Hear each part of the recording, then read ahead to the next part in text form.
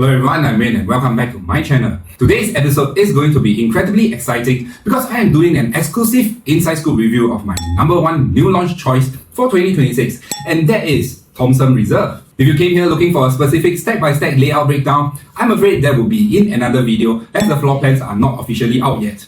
But do not click away. What I am going to do today is actually far more valuable. Let's look straight at the fundamentals because the numbers will always tell a story.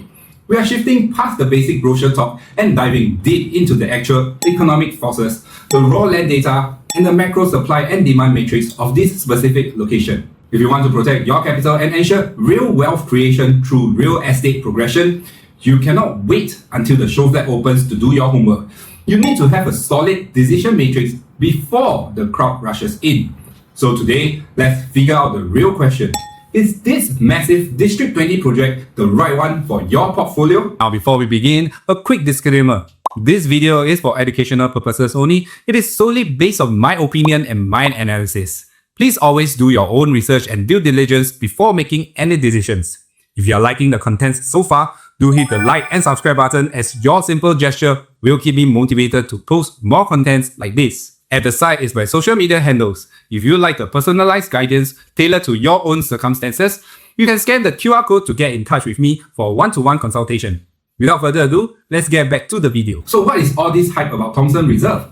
This is a very special plot of land that took 17 years in the making. It took 5 grueling en bloc attempts and a definitive High Court battle to finally pave the way for Thomson Reserve. Thomson Reserve, formerly known as Thomson View Condominium, resides on a massive 540,000 square feet plot right here at Bright Hill Drive, and it sits next to the landed enclave at Macritchie Reservoir.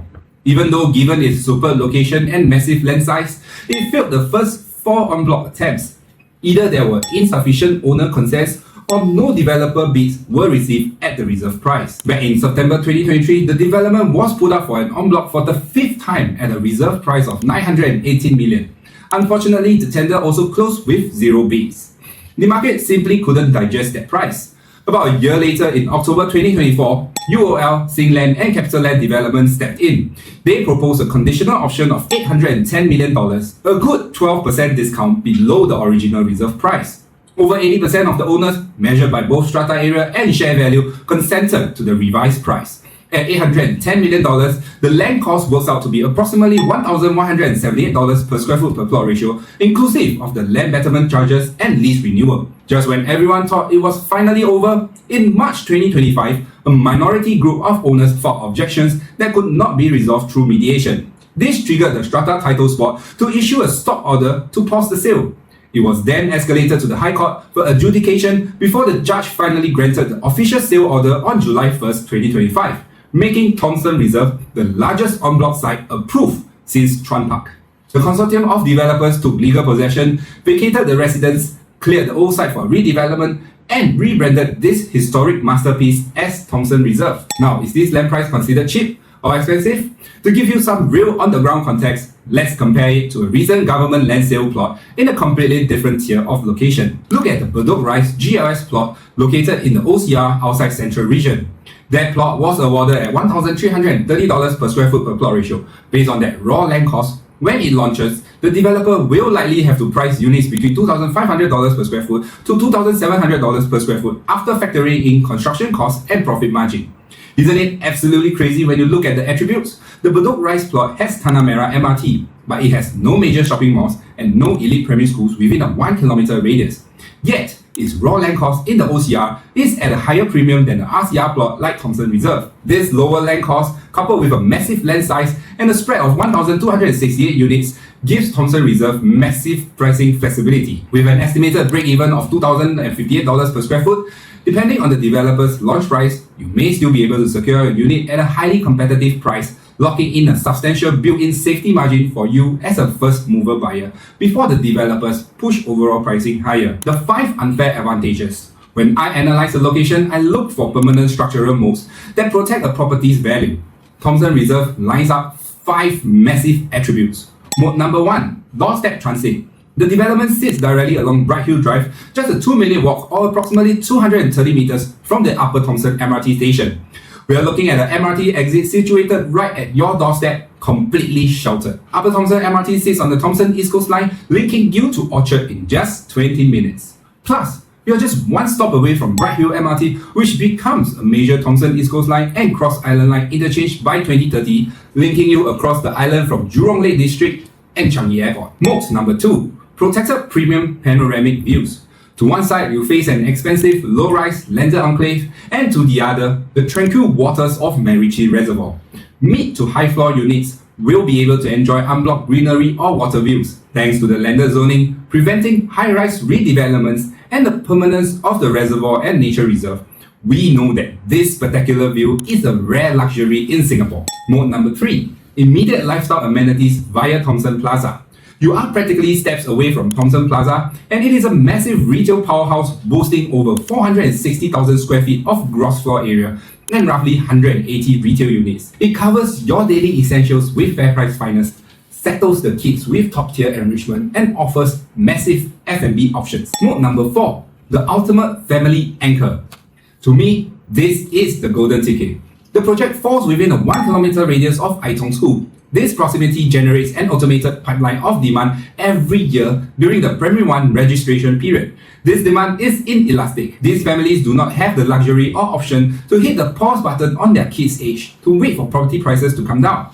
In a way, they have to buy now. Because of that, even if you don't have kids, this factor is critical for a sound exit strategy.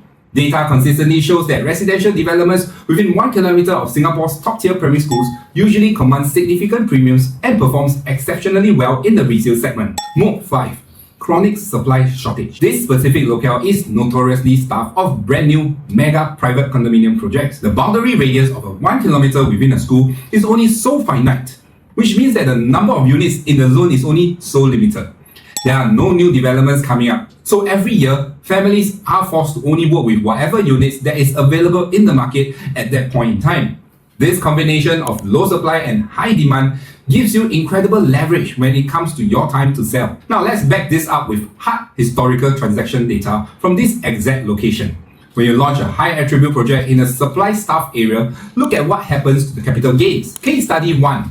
Jadescape. Jadescape is the most relevant proxy because it's the newest mega private condominium in the area, sitting in close proximity to Marymount MRT station. It was built via the en bloc acquisition of the former Shunfuville HUDC estate with a land price of approximately $747 per square foot per plot ratio. When it launched in September 2018, it averaged around $1,700 per square foot. At the time, many buyers found that $1,700 per square foot hard to accept for this region, and sales volume moved moderately at the start. But let's look at how the market reacted once the project is completed. The Penthouse Premium, a 4,230 square foot penthouse bought from the developer for $5.8 million back in 2019, flipped in December 2024 for $10.15 million, netting the owner an incredible $4.35 million in pure profit under 5 years. And the other standard bedroom tiers, for 5-bedroom units, the highest profit reached $1.77 million over a 6-year, 11-month period. The 4-bedroom units' highest profit hit $1.228 million over 4 years, 9 months period. And the 3-bedroom units' highest profit touched $1.026 million over a 6 years, 6-month period. Why are we seeing such strong numbers? The answer lies in the supply deficit. Marymount has an estimated population of 28,760. Based on the average household size of 3.06, we will need about 9,400 homes. With roughly only 6,000 HDB flats in the Xingming and Shunfu area, we have a spillover demand of 3,400 families looking for a home. So, where do they go?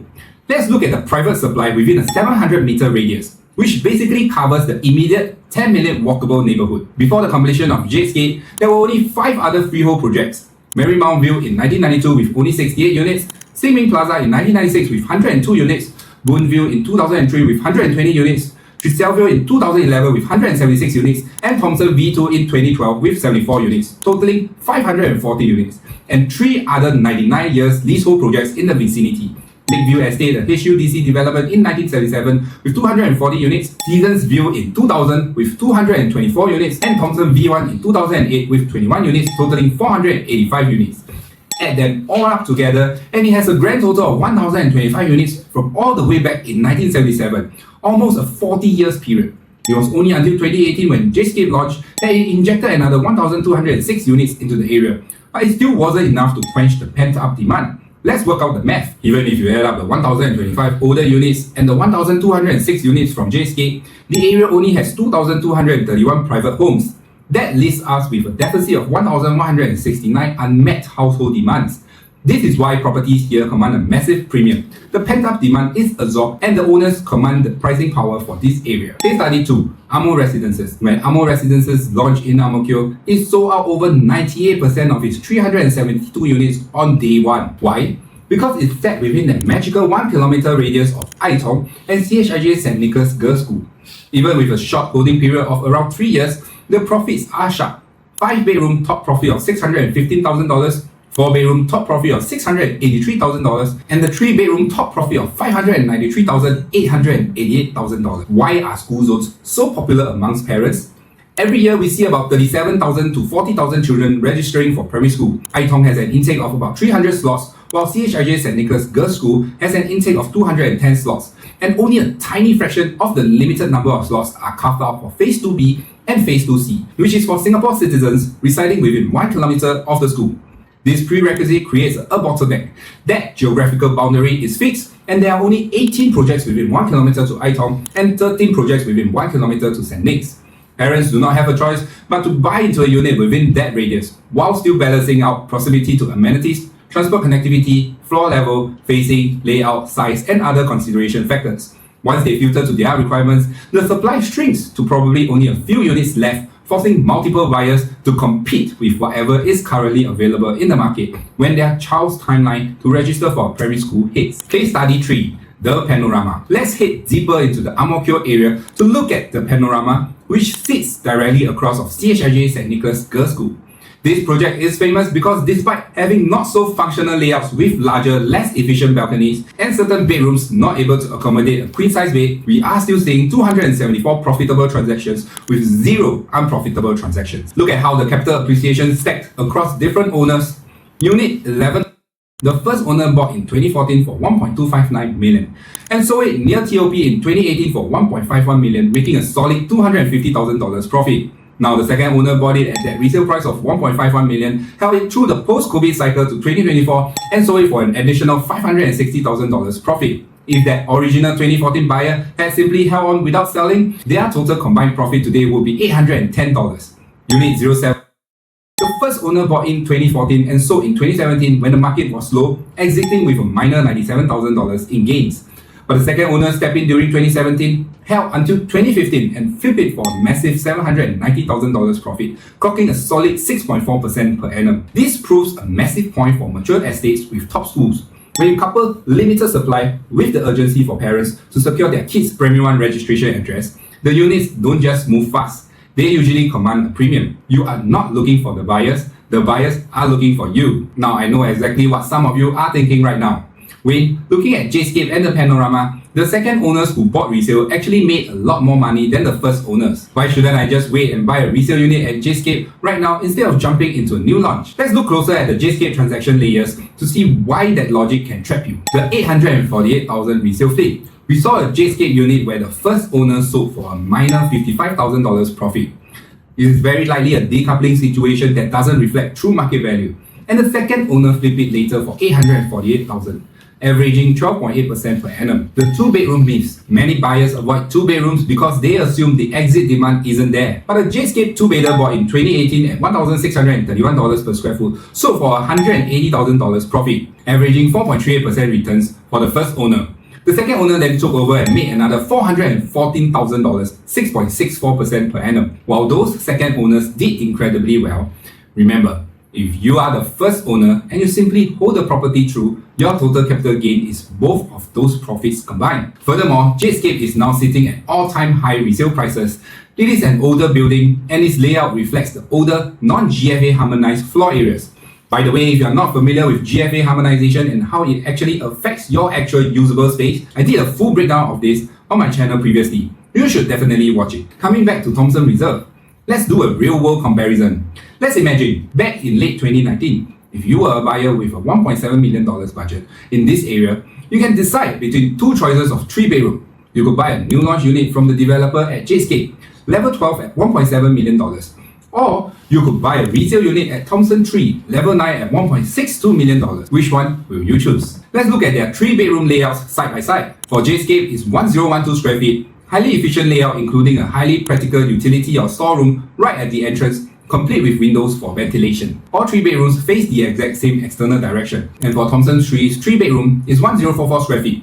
Although it may seem to be larger than Jscape on paper, but the space lacks efficiency. Right off the bat, you are paying for a long, wasted entrance walkway.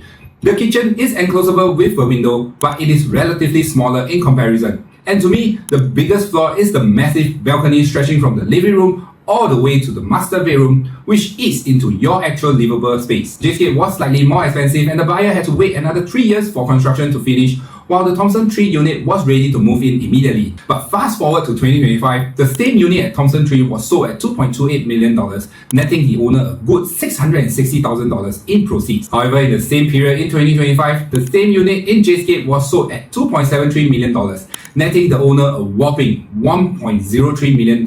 Now, don't get me wrong, I'm not saying to just go for a new launch or just go for a resale. Both the resale and new launch made decent money, mainly due to the scarcity of supply in the area. But given the same entry and exit timing, one owner walked away with $360,000 more than the other just because of the project they picked. While the location and scarcity can bring you profits, knowing how to select the right asset and layout wins over just blindly entering into the market. Why?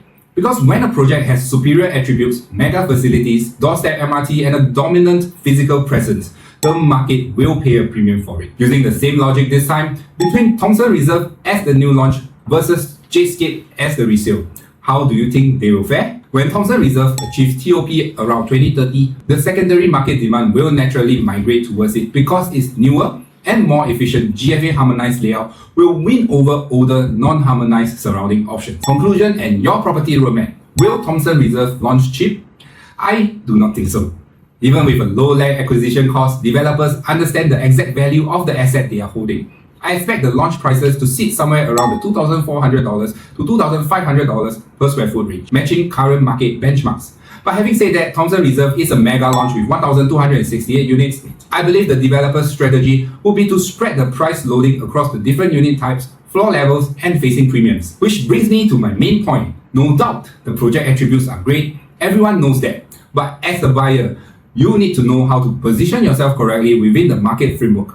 When done right, it could be an exceptional defensive asset for your portfolio. You're securing permanent reservoir views, a fully sheltered doorstep entry to the MRT, and a desirable 1 kilometer to Ai Tong School, backed by strong renowned developer consortium of UOL, Singland, and Capital Land Partnership, which launched Sky at Holland recently and moved an unbelievable 98.8% of the units on day one. They know how to build and they know how to price. The targeted show flat preview is slated for October 2026.